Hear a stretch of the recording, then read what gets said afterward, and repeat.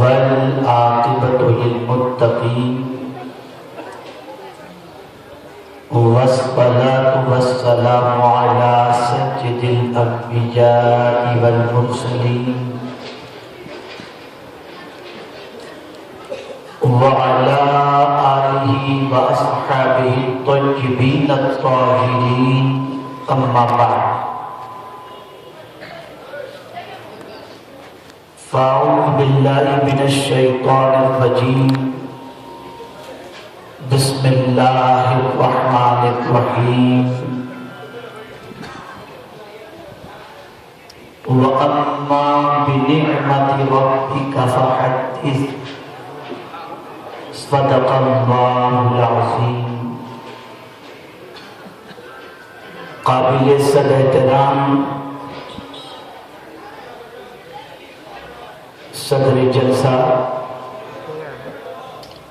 وقابل صد احترام حضرت علامہ مفتی اسلم صاحب قبلہ مرتضی العالی وقابل صد احترام حضرت علامہ اصغر علی صاحب قبلہ مرتضی العالی و دیگر علماء ذوی احترام و حاضرین و حاضرات جشن عید میلاد النبی صلی اللہ علیہ وسلم، السلام علیکم ورحمۃ اللہ وبرکاتہ۔ وعلیکم السلام ورحمۃ اللہ وبرکاتہ۔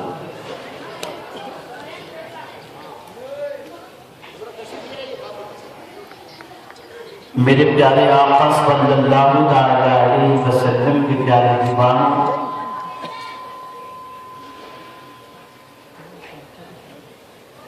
میں نے بہت پہلے یہ وعدہ کر لیا تھا حضرت مولانا امداد اللہ صاحب سے آج کے اس پروگرام سے متعلق، لیکن مدینے پہنچنے کے بعد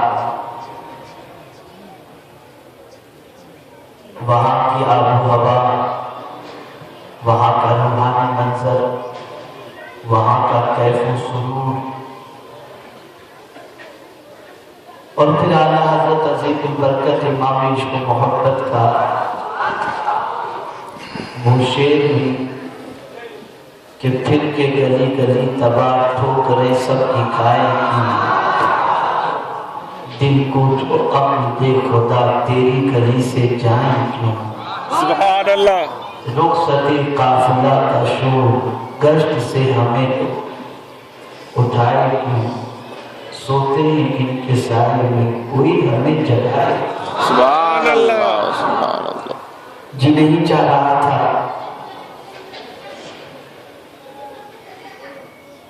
کہ میں جلدی سے نکلوں وہاں سے، لیکن چونکہ وعدہ تھا، اور پھر ہوتا بھی یہ ہے کہ غلام کو ہمیشہ اس بات کا خیال رکھنا چاہیے کہ اگر غلام ہو تو اپنی مرضی نہیں ہوتی، جو آقا کی مرضی ہوتی ہے وہی غلام کی مرضی ہوتی ہے، سبحان اللہ۔ تو میں نے سوچا کہ 2-3 روز بڑھاؤں قیام کے لیے، لیکن حضرت مولانا امداد اللہ صاحب نے فرمایا کہ یہاں سب اعلانات اور تشہیر ہو چکی ہے، تو میں نے بھی وعدے کی وفا کی غرض سے میں یہاں حاضر آ چکا، اور مجھے خوشی ہے کہ آقا کریم رؤوف الرحیم علیہ تحیت و تسلیم کی میلاد پاک کی محفل کے اندر ذکر رسول صلی اللہ علیہ وسلم کرنے کی مجھے سعادت نصیب ہوئی۔ آئیے اس سے پہلے کہ آج کریمہ کے ضمن میں کچھ باتیں عرض کروں، ہم سب عقیدت و محبت، ایک ہوتا ہے یوں ہی درود شریف پڑھنا، اور ایک ہوتا ہے عقیدت و محبت میں درود شریف پڑھنا۔ یوں بھی پڑھو تو پہنچ جاتا ہے، لیکن فرشتے پہنچاتے ہیں. لیکن میرے آقا صلی اللہ علیہ وسلم فرماتے ہیں اگر کوئی میری محبت میں ڈوب کر مجھ پر درود پڑھتا ہے تو اسے میں خود سن لیتا. سبحان اللہ. تو پھر عقیدت و محبت ہی سے پڑھیں جیسا کہ میں پڑھاؤں. الصلاۃ والسلام علیک یا رسول اللہ. الصلاۃ والسلام علیک یا رسول اللہ. الصلاۃ والسلام علیک یا حبیب اللہ. الصلاۃ والسلام علیک یا حبیب اللہ. الصلاۃ والسلام علیک یا نبی اللہ. الصلاۃ والسلام علیک یا نبی اللہ. الصلاۃ والسلام علیک یا نور اللہ. الصلاۃ والسلام علیک یا نور اللہ. وعلی آلک واصحابک یا حبیب اللہ. وعلی آلک وصحابک یا حبیب اللہ. صلی اللہ تعالی علیہ وسلم. صلی اللہ تعالی علیہ وسلم.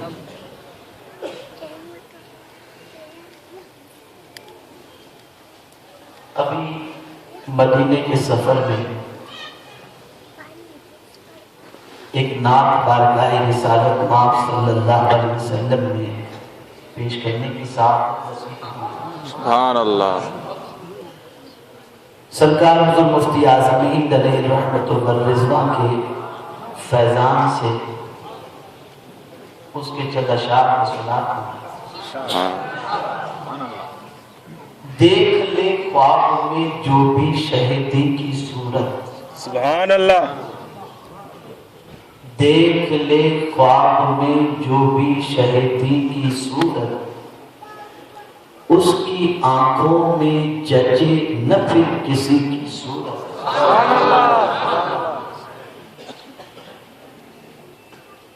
دل ویران پہ للہ کرم کیجئے حضور. دل ویران پہ للہ کرم کیجئے حضور. کاش بس جائے اسی دل میں تمہاری صورت. سبحان اللہ. کاش بس جائے اسی دل میں تمہاری صورت. غم و آلام نے بے چین کیا مجھ کو شاہ. غم و آلام نے بے چین کیا مجھ کو شاہ.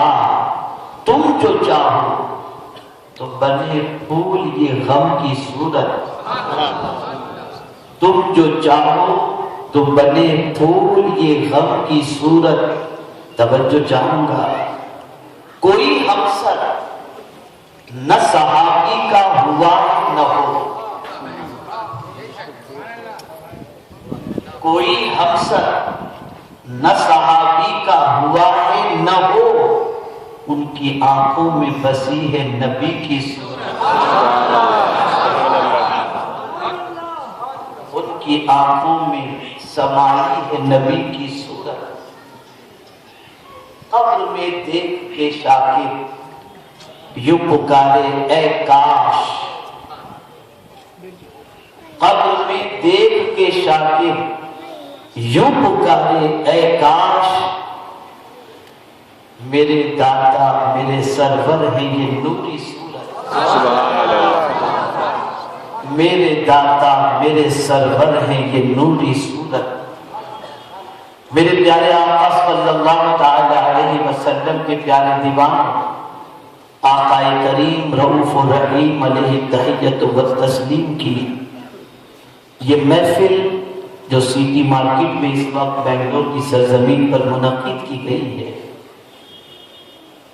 بظاہر آپ محسوس کر رہے ہوں گے کہ انسانوں کے سر نظر آ رہے ہیں, افراد نظر آ رہے ہیں,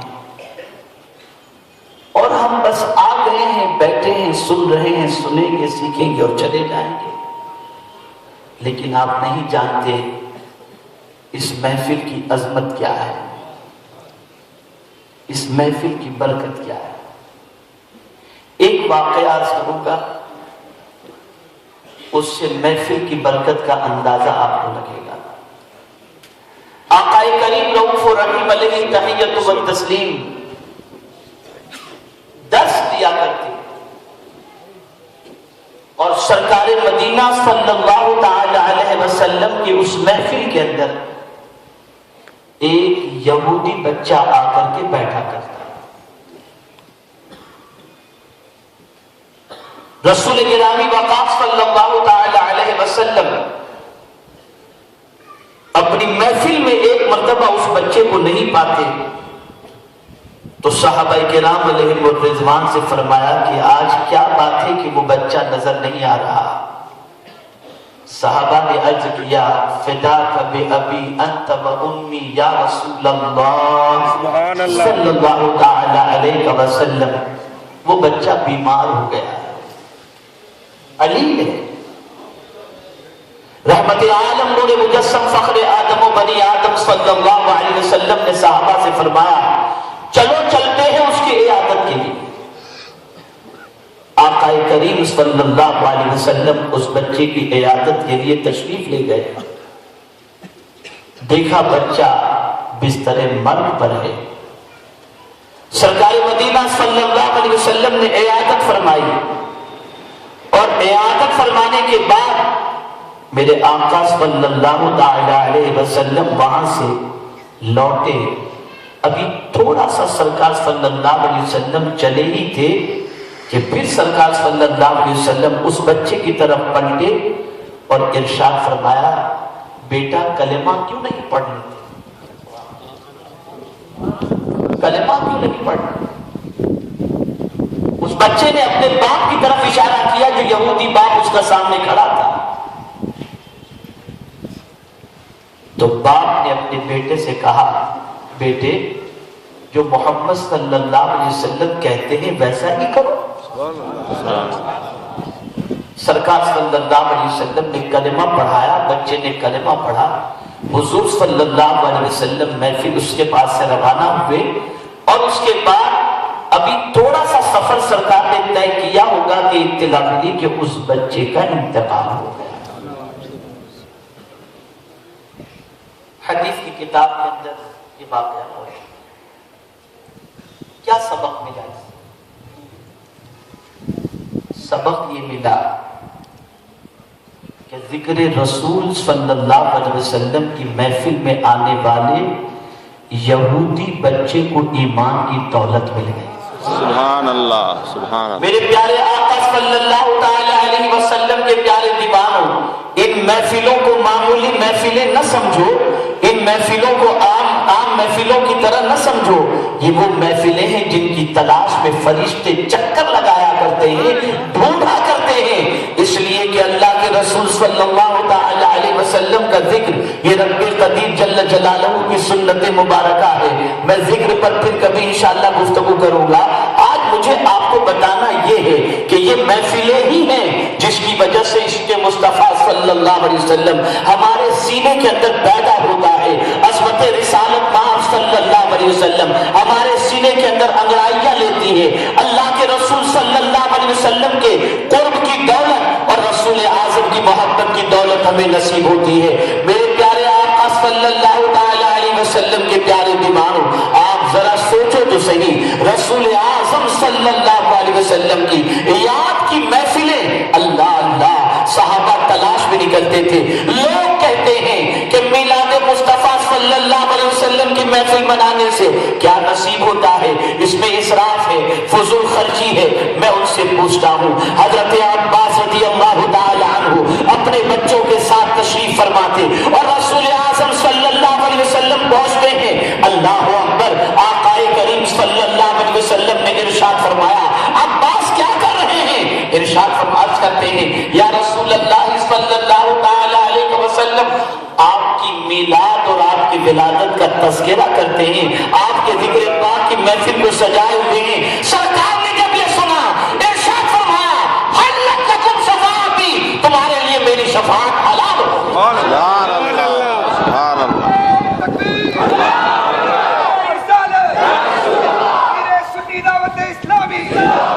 میرے پیارے آقا صلی اللہ علیہ وسلم کے پیارے دیوانوں قرآن کہتا ہے وَأَمَّا بِنِعْمَةِ رَبِّكَ فَحَدِّثْ تمہارے رب کی نعمتوں کا چرچا کرو. اللہ اللہ مجھے یہ تو بتاؤ اللہ نے زمین عطا فرمائی احسان نہیں جتایا. آسمان عطا فرمایا احسان نہیں جتایا، پانی عطا فرمایا احسان نہیں جتایا، آب و ہوا عطا فرمائی احسان نہیں جتایا، احسان جتایا تو کس نعمت پر میرے کریم نے احسان جتایا؟ ایک ہی نعمت پر، اپنا محبوب جب عطا فرمایا تو فرمایا لقد من اللہ علی المؤمنین اذ بعث فیہم رسولا۔ اللہ اللہ، اے میرے کریم تو نے یہ احسان جتا دیا، اس سے پتہ چلا کہ تیرے کارخانے قدرت کے اندر سب سے بڑی نعمت یہی تو ہے جس کا احسان تو جتا رہا ہے، جسے دے کر تو احسان جتا رہا ہے۔ میں آپ کی توجہ چاہوں گا میرے پیارے آقا صلی اللہ تعالی علیہ وسلم کے پیارے دیوانوں، شرق سے لے کر غرب اور شمال سے لے کر جنوب تک آپ پوری دنیا کے مسلمانوں کا جائزہ لیجئے اور تاریخ اٹھا کر کے دیکھیے، آپ قرآن کی آیتوں کا مطالعہ کیجئے، زوال پذیر قوموں کی حقیقت تلاش کیجئے اور زوال پذیر قوم کی علت تلاش کیجئے کہ کب کب اللہ نے قوموں کو زوال کے راستے پر چڑھا دیا، کب کب قوم زوال پذیر ہوئی ہے۔ میری ایک کتاب ہے قوموں کی تباہی کا اصلی سبب، اسے آپ پڑھیں آپ کا ایمان تازہ ہوگا۔ قرآن اٹھا کر دیکھو، قوم عاد کا معاملہ، قوم سمود کا معاملہ، قوم نوح کا معاملہ، قوم لوط کا معاملہ، ان ساری قوموں کے تذکرے کو پڑھو۔ یہ قومیں اس وقت ہلاک ہوئی ہیں جب دعوت قبول نہیں کی گئی تو اللہ نے ہلاک نہیں فرمایا، جب گناہ کیے اللہ نے ہلاک نہیں فرمایا، لیکن جب انہوں نے نبی کی توہین کی ہے تو اللہ نے انہیں ہلاک فرما دیا، ان سے عزت کا عزت کا تاج ان سے چھین لیا گیا۔ میرے پیارے آقا صلی اللہ تعالی علیہ وسلم کے پیارے دیوانوں، ہمارے پورے دین کا مطالعہ کرو، یہ دین ہے کیا؟ یہ رسپیکٹ سکھاتا ہے، جس نعمت سے فائدہ اٹھاؤ اس نعمت کا رسپیکٹ کرو۔ میں توجہ چاہوں گا، جس نعمت سے فائدہ تو اٹھاؤ اس نعمت کا ادب کرو۔ زمین فائدہ پہنچا رہی ہے، بیٹھنے کے کام آتی ہے، لیٹنے کے کام آتی ہے، اپنے شکم سے اناج نکال کر ہمیں پیش کرتی ہے، اس کے اندر سے پانی نکلتا ہے، پھل نکلتے ہیں، فروٹ نکلتے ہیں، یہ ساری چیزیں زمین کے اندر سے نکلتی ہیں، اور جو کچھ زمین سے نکلتا ہے وہ کس کے لیے اللہ نے بنایا؟ تو خود قرآن فرماتا ہے هو الذی خلق لکم ما فی الارض جمیعا، یہ ساری چیزیں جو ہم نے زمین کے اندر پیدا کی ہیں اے بندے تیرے لیے پیدا کی۔ مولا زمین کے اندر سے خزانہ مل رہا ہے، زمین لیٹنے کے کام آتی ہے، زمین بیٹھنے کے کام آتی ہے، زمین چلنے کے کام آتی ہے، زمین عمارت کے لیے کام آتی ہے، زمین مرنے کے بعد کا اندر سما لیتی ہے، اندر جگہ عطا کرتی ہے۔ یہ زمین ہی تو ہے کہ جس پر مسجد بنی ہے، یہ زمین ہی تو ہے جس پر خانہ کعبہ بنا ہے، یہ زمین ہی تو ہے جس میں آقا کریم صلی اللہ علیہ وسلم آرام فرما ہے، یہ زمین ہی ہے۔ یہ کتنی قیمتی چیز ہے۔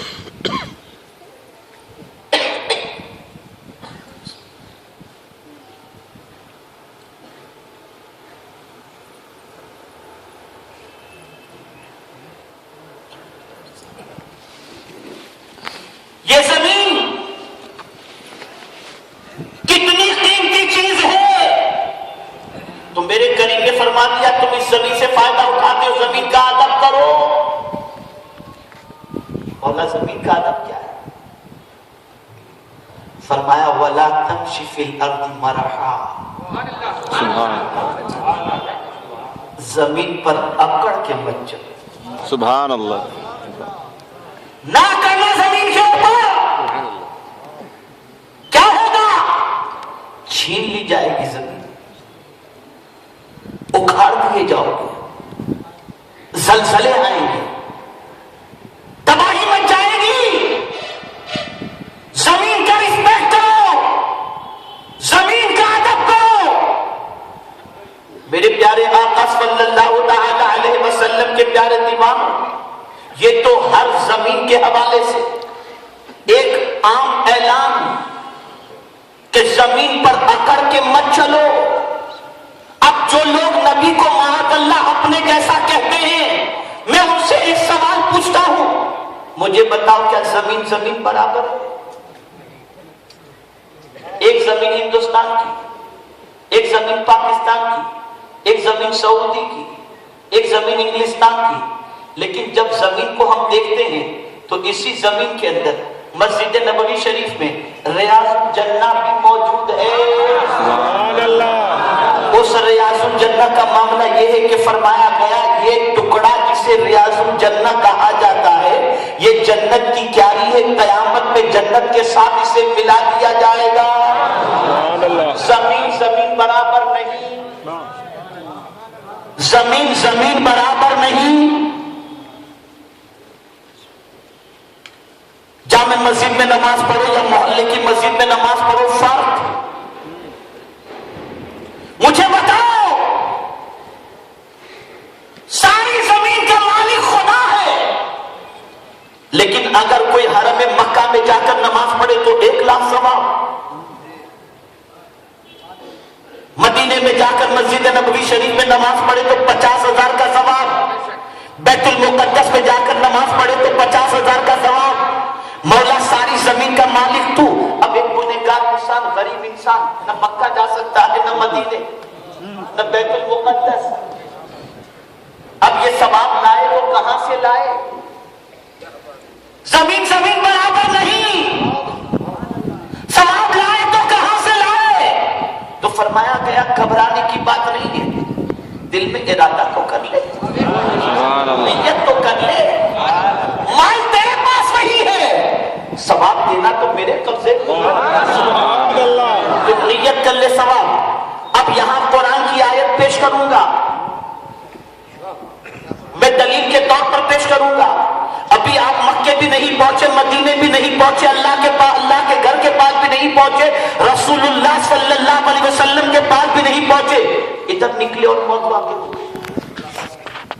کیا مولا اس پر بھی حج نکلے تھے اللہ کی طرف, نکلے تھے رسول اللہ صلی اللہ علیہ وسلم کی طرف, لیکن پہنچنے سے پہلے وہ آگے ہو گئے.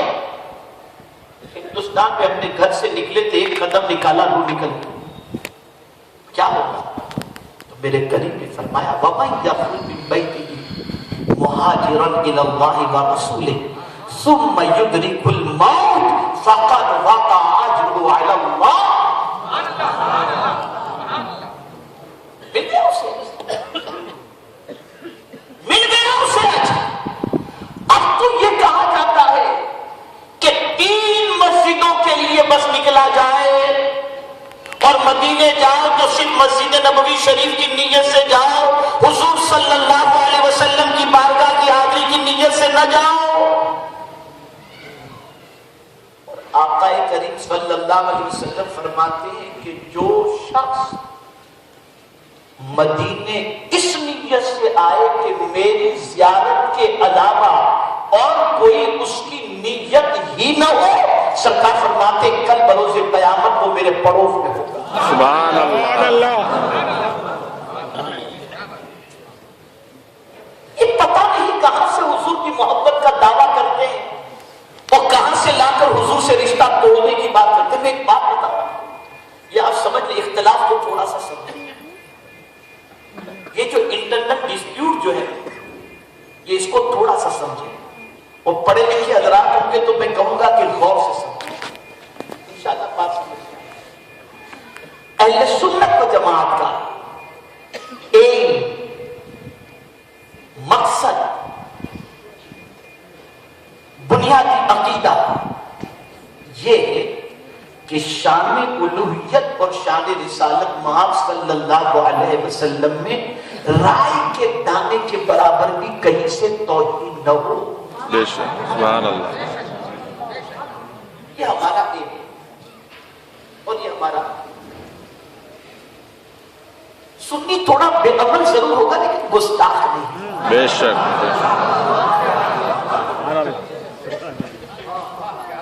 بے عملی معاف کی جا سکتی ہے, گستاخ. اور یہ بھی دلیل کے طور پر میں دوں گا.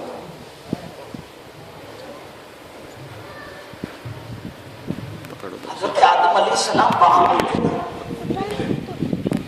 لیکن ابھی تو عمل کی راہ میں انہوں نے قدم بھی نہیں رکھا تھا. نبی عمل کی راہ میں قدم بھی نہیں رکھا تھا. ان سے پہلے ایک بہت باعمل, اتنا باعمل کہ رائے کے دانے کے برابر کی کوئی جگہ ایسی نہیں جو سجدے سے اس نے خالی دی. کتنا بات. لیکن دیکھیں آپ توجہ چاہوں گا. رب قدیر جل جلالہ نے جسدی آدم علیہ السلام کو تیار کیا اور جب روح پھونکی گئی پہلے تو فرشتوں سے کہا گیا مٹی لاؤ، وہ لائے، اسے کھودی گئی. اس کے بعد جسد آدم علیہ السلام تیار ہوا، اس میں روح پھونکی گئی. فرشتوں نے سارا معاملہ اپنی نگاہوں کے سامنے دیکھا. ابھی روح پھونکی گئی، ابھی تو آدم علیہ السلام نے سجدہ بھی نہیں کیا اور اپنے فرشتوں نے فرمایا وَإِذْ قُلْنَا لِلْمَلَائِكَةِ اسْجُدُوا لِآدَمَ. ارے مولا ابھی تو آدم نے سجدہ نہیں کیا اور ابھی تو یہ ہمارے سامنے تیار ہوئی اور ان کو فوراً آپ آدم علیہ السلام نے بھی سجدہ بھی نہیں کیا. ہاں اتنا ضرور ہوا کہ جب روح پھونکی گئی تو چھینک آئی اور آپ نے الحمدللہ. یہ آدمی کی زبان سے نکلنے والا پہلا کلمہ الحمدللہ. اسی لیے اللہ نے سورہ فاتحہ کی ابتدا بھی اسی سے. سبحان اللہ سبحان اللہ. توجہ چاہوں گا، ایمان پختہ رکھو، عقیدہ پختہ رکھو. اب فرشتوں کو حیرت ہوئی کہ جس نے ایک سجدہ بھی نہیں کیا اس کے سجدے تعظیمی کا ہمیں حکم دیا جا رہا ہے. فسجدوا، سارے فرشتے سجدے کے چلے الا ابلیس. ابلیس اکڑ گیا، ابا واستکبر، اکڑا، انکار کیا. اب آپ دیکھیں، توجہ چاہوں گا، سجدے کی کمی نہیں تھی، عبادت کی کمی نہیں تھی، جن تھا فرشتوں میں رہتے رہتے اتنا علم اس نے حاصل کر لیا کہ اس کو معلم الملائکہ کا تاج نصیب.